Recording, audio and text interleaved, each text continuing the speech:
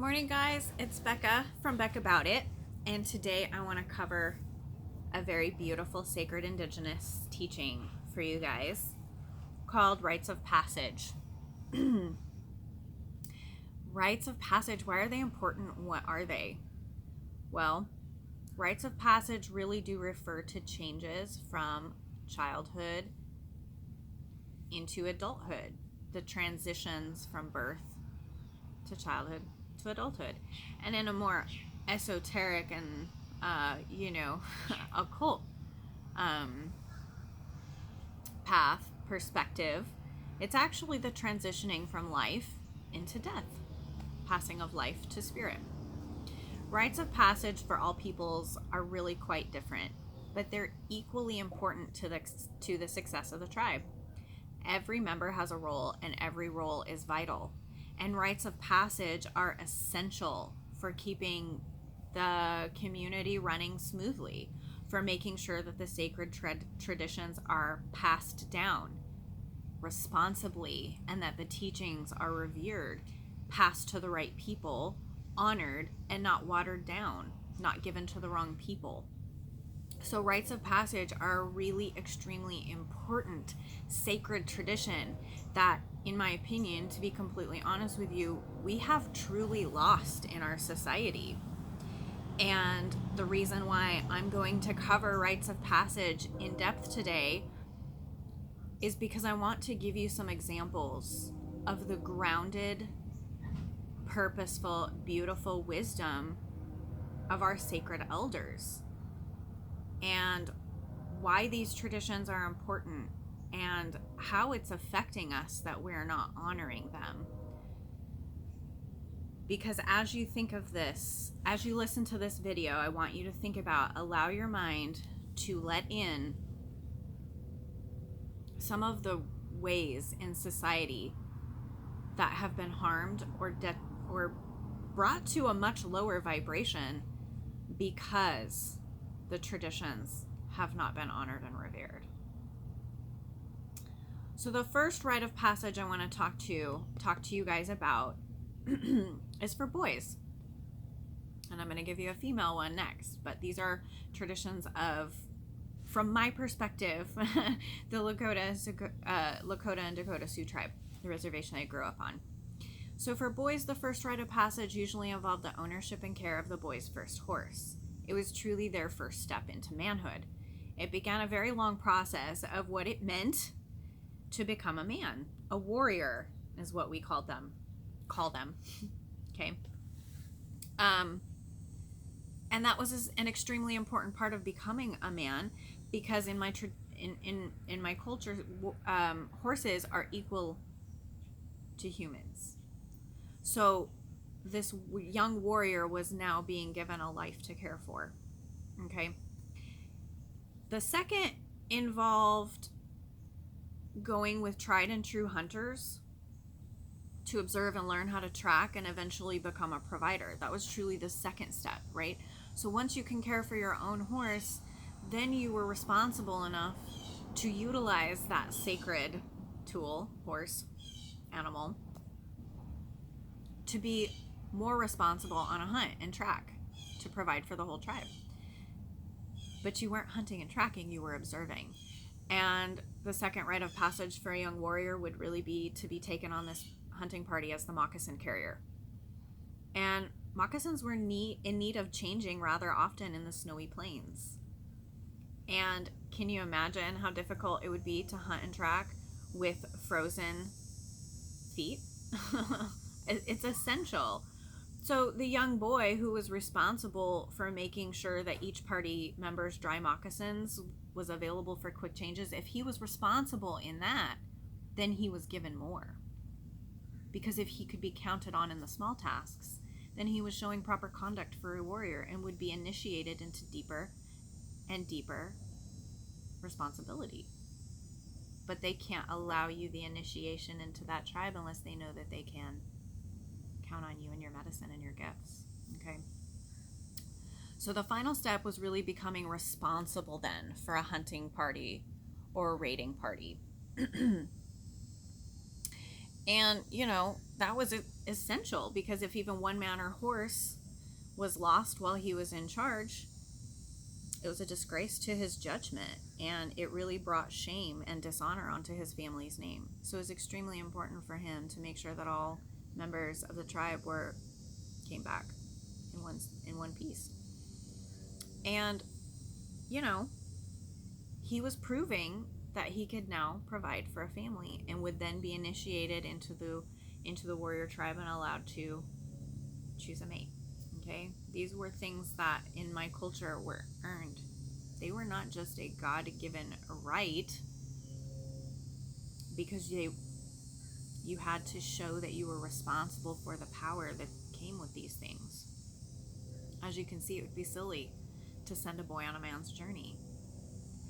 Now, for young girls, this is one that I'm a little more familiar with, so I'm going to go into it probably a little bit deeper. But for young girls actually had several rites of passage ceremonies as they came into womanhood.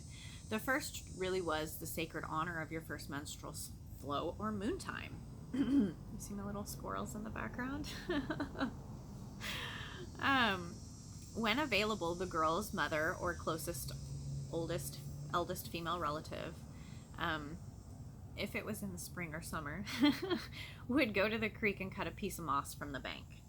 And they would then return to the moon tent, or the moon lodge, and the moss was then placed so that a couple of drops of moontime blood would touch it. And once that blood had been deposited onto the moss, it was then taken back to the creek bed and replanted along the creek bed. This ceremony really was to establish a link to the Earth Mother, and really to rejoice in the fertility of the young girl coming of age. This was a sacred responsibility. She was now, given the power of ensuring that the tribe could go on. This young woman was really then acknowledged by her sisters as a mother of the creative force, and a mother nurturer of the dreams of the tribe. The women are held in sacred revere for their intuition, their receiving of visions and wisdom, and we really are responsible for steering the tribe, which a lot of people think that native culture is extremely patriarchal.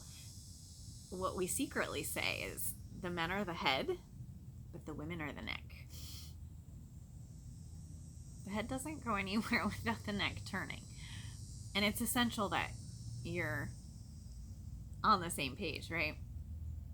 So we really are the nurturer of the dreams of the tribe, and kind of set the path, the future plans of the tribe. This was her honor and duty among her tribe. She was responsible now for utilizing her gifts of the feminine aspect to fulfill a very unique place, a role in society that nobody else could fulfill but her. It was her own unique special medicine, and so it was a really big deal. She was honored as an equal now in the Women's Council, and this coming of age was celebrated by a feast given by the girl's family. And this could go on for days, depending on how much that female's family could provide for the tribe. Okay, this really would be a big deal. Everyone came in their finest buckskins and their painted faces, and this really would be the first time that she would come out into the tribe with the red moon on her face. It's a symbol that we're not allowed to paint on our face until we have reached that passage of time when we are ripe and fertile, and it is our coming of age, right? So you wouldn't do that without having passed that marker, that honor. Now, I'm going to talk to you guys a little bit about the ceremony itself, just because I think it's extremely beautiful, and it's important because, as you'll see, it requires and involves the whole tribe. So I hope you guys will see how honored this woman truly was, and how everyone took part, because everyone understood that everyone needed her and she needed everyone. The maternal grandparents would ceremonially tie the parents together at the waist with a braided buckskin rope. it's about 18 feet long. Okay, so imagine it. It's pretty long. It's 18 feet in length. When that buckskin rope was extended from the maternal parents, by the maternal grandparents to the daughter, see how it's generational, that buckskin rope would then be tied around the waist of the young maiden, and she would dance around her parents. And as she danced around the parents, she would stop at the 4 directions, north, south, east, and west, to call out her gratefulness to each direction and the spirit of her ancestors for her parents' guidance and love during her childhood. The parents acted as the hub on a wheel, and they turn each direction with their daughter as she dances around them. The circle is typically made 4 times, so she dances around 4 times, and each time around, at each direction, she offers a prayer of gratitude with some past kindness her parents had shown her, a story, or something beautiful. It's up to her. At the end of the young woman's dance, the parents would then publicly acknowledge to the entire tribe that she now had the right to make her own decisions. She was then responsible for her own decisions. The parents would then speak of their daughter's virtues and talents and their continued love for her. It's all obviously this really beautiful, loving ceremony. Obviously the parents would assure her that they're still there for her guidance and to support her and love her on her path, but ultimately she's responsible for making the decisions that she feels are best for her. And they won't interfere with her life, right? So once that is completed and that ceremony is done, the daughter cuts the buckskin rope in a ceremonial manner. And this is like the final cutting of the umbilical cord, right? So there are reasons why we have these sayings in our culture, like cut the apron strings. It's actually, at least from what I understand, more like a native culture thing than anything else. But so then we would feast, also in the coming of age, there's one more ceremony I want to talk to you about. In the tradition of the Sioux that I grew up with, becoming marriageable age is also a very ceremonious occasion, and it's marked by a ritual that the Dakota bands call Hhunka. And Hhunka is really interesting to me, especially because this marks for the whole tribe that she is now available for courting, okay? And any who wish to pursue her may. So my favorite part of this ceremony is the young girl is carried from her lodge into a very ceremonious lodge by the members of the warrior clan who are her father's age. Okay, I just think that's really beautiful, because from there she is actually set down in the presence of the honored elder males, or chief male, or an honored male from the tribe. And that male actually discusses with her responsibilities of being an honored woman of the tribe from the male perspective. And it's not to tell her what she has to do or what she's responsible for.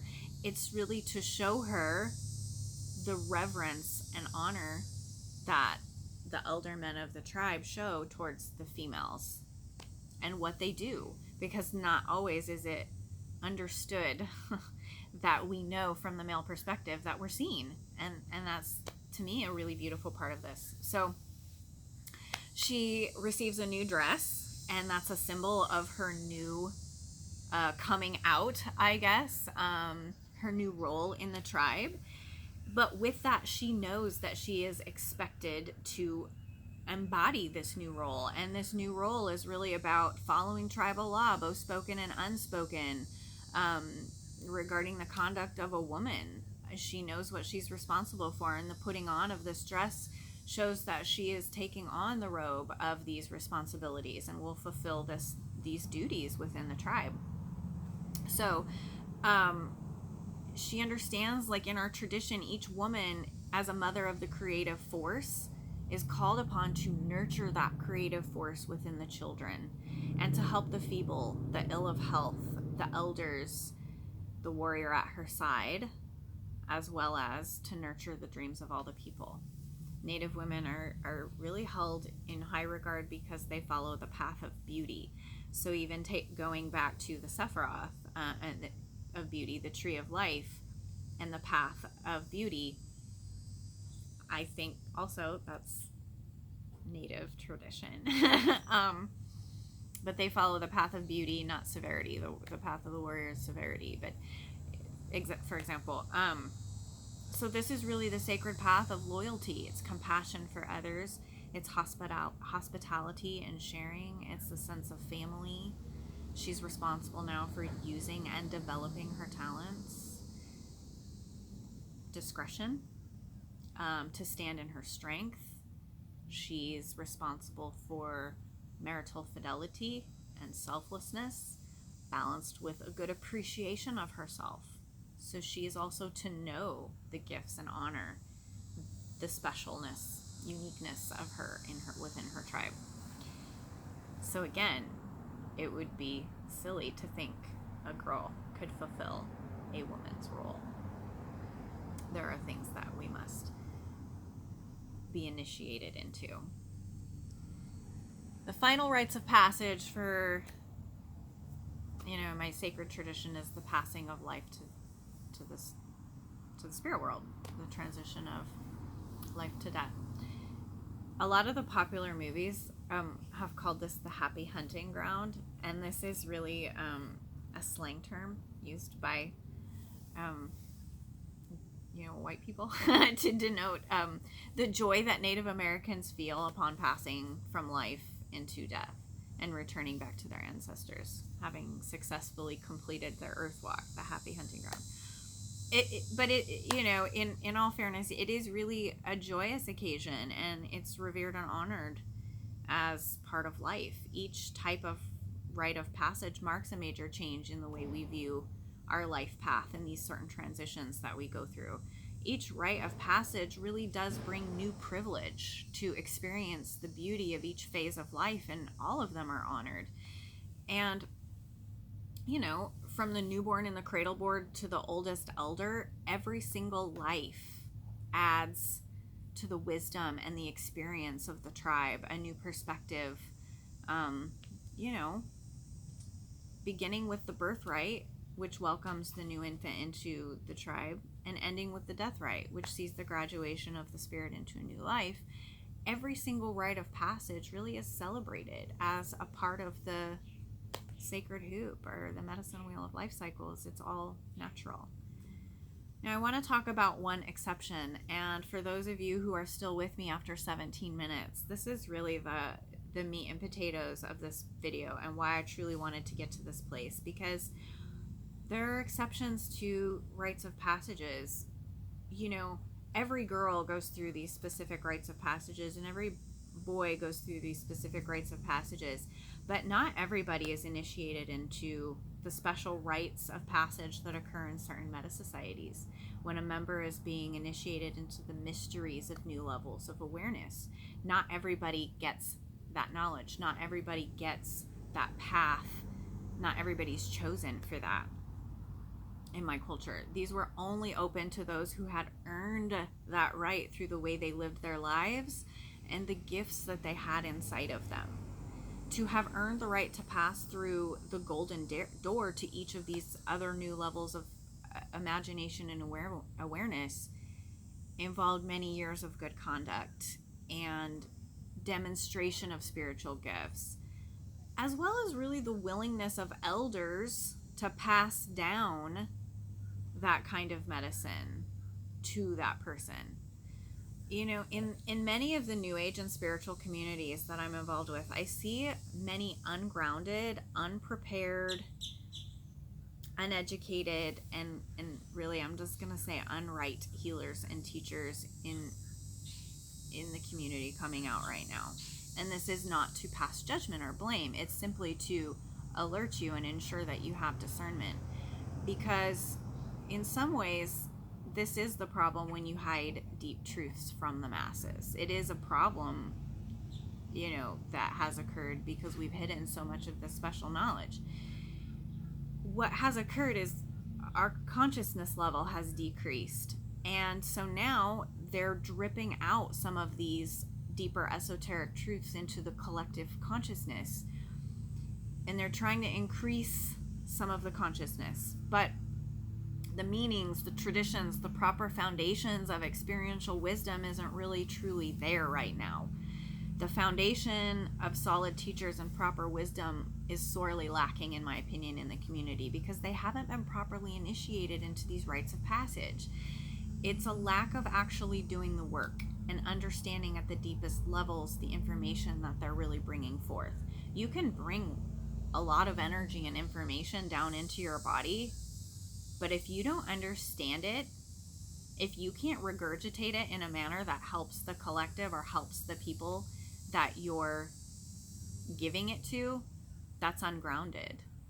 If you don't understand what you're saying, and when people question you, you can't really answer, that's ungrounded. Like, you haven't completely integrated that wisdom and knowledge and information yet. You haven't passed through the proper rites of passage, the proper initiations to be disseminating that information to a lot of people.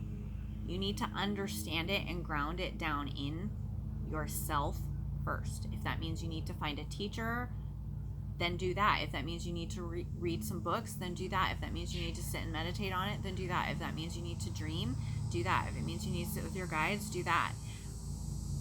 But if you're going to put yourself in a role of being a teacher or a spiritual leader or a healer of any type, you are responsible for what you are creating and putting out into the world. So, yeah, that's what I'm going to say. I just want you guys to understand on some level, one, that I understand, maybe not fully, but I have tried very hard to understand what I'm doing, the position that I'm putting myself in, and I know fully that it could be damaging if people aren't ready for it. I'm going to put the information out there as responsibly as I can. It's your responsibility to discern who you're listening to and the energies that they're bringing forth and the creations that they're creating. That's what I'm going to say. And this is not to instill fear on any level. It's to ensure that your soul remains healthy and whole, and that you can take some really good wisdom and knowledge and information in and maybe shortcut some of the time it's took me to figure some of this stuff out. But that's how I really back about rites of passage. It's a very beautiful teaching, and I really want to remind you guys that human ritual is spiritual technology. I love you all. Thank you for showing up. Thank you for being here. Thank you for staying to the end of the story.